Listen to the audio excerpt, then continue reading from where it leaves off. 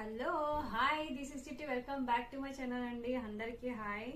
So దివాళీలో అండి మనకి చీప్ అండ్ బెస్ట్ లో అండ్ గుడ్ క్వాలిటీలో అండ్ మనకి రీజనబుల్ ప్రైస్ లో అంటే మన బడ్జెట్ లో చాలా వెరైటీస్ తీసుకొచ్చేసానండి. ఓకే, తప్పకుండానైతే షాప్ విజిట్ చేయండి కంపల్సరీ.